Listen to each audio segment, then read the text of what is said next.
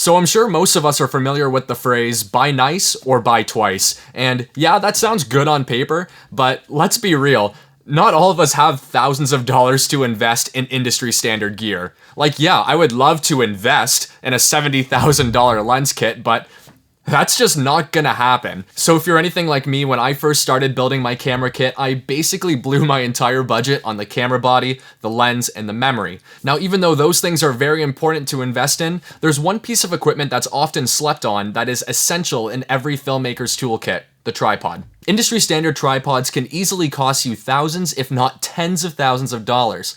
So the question is, can this $100 budget tripod get the job done without breaking the bank? Let's find out.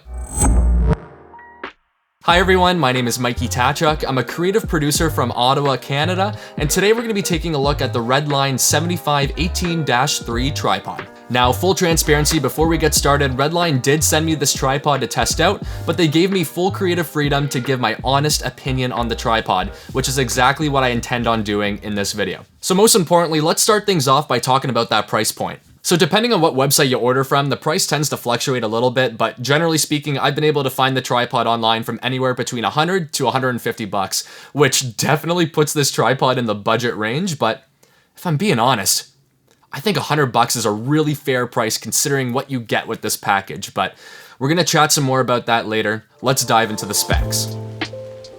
So right out of the box, you get a pretty nice travel bag, and within it lies the Redline tripod. The tripod itself is made out of lightweight metal and plastic, so it's actually pretty light, weighing around 10 pounds. The two-stage design allows the tripod to be extended up to 6 feet tall, and the tripod can support camera rigs up to 18 pounds, so this is definitely ideal for maybe mirrorless cameras or even small cinema packages like a Blackmagic Pocket Cinema camera, a Red Komodo, or a Z-Cam. It sports a 6¼ inch quick release plate, which is compatible with Manfrotto 501, 503, P200, etc. It's got pan and tilt lock, but no adjustable tension for the pan and tilt. But one thing it does have is an adjustable head with bubble leveler to help make sure your shots are straight. And if I'm being honest, this is a feature I was not expecting to see on a tripod worth $100. So now that we've got the specs covered, let's talk a little bit about the real-world usability of the tripod. Let's start off talking about the pan and tilt. So even though there's no adjustable tension, which is something I'm used to using on tripods, I gotta say Redline did a good job nailing the default tension, where there's enough resistance where you can pull off some pretty smooth pan and tilts, but not so much resistance where you feel like you're fighting your rig and you're fighting against your camera.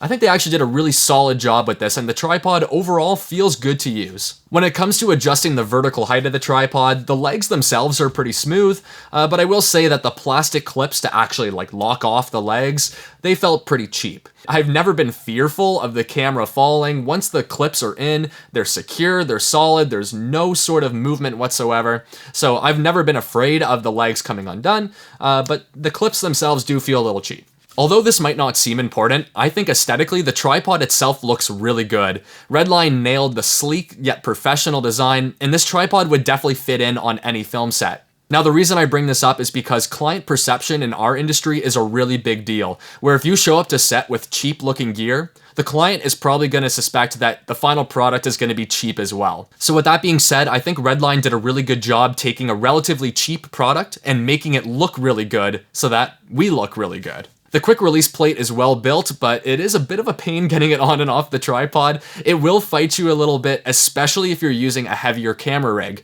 Again, once it's on there, it's rock solid, it's not going anywhere, but I do wish that it was a little bit smoother getting my camera on and off of the tripod. Finally, the Redline tripod ships with a removable telescoping handle that can be mounted on both the left and right side of the tripod at multiple angles. Again, this is a pretty damn nice pro-level feature that I wasn't expecting to find on a tripod at this price point. As a bonus, Redline also sent me out their D3 universal dolly.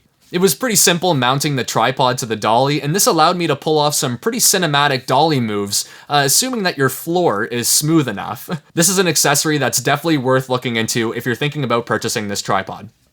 So now it's time for the big question of the video. Is this tripod worth it? Or maybe better yet, is this tripod right for you?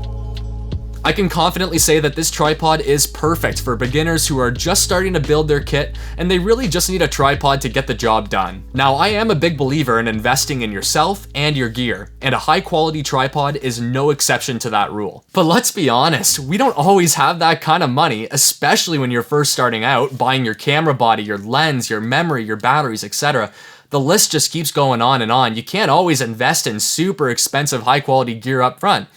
And I think Redline knew this and they saw a gap in the market and created a really solid tripod that'll only cost you $100. I also think that this tripod could be great for professionals. Maybe you need a second tripod for your B-cam. Maybe you're shooting a 2-camera interview or even a sporting event or a music event and you want a second camera on sticks getting the wide shot. Maybe you're shooting something in your home studio and you literally just need something to hold the camera straight.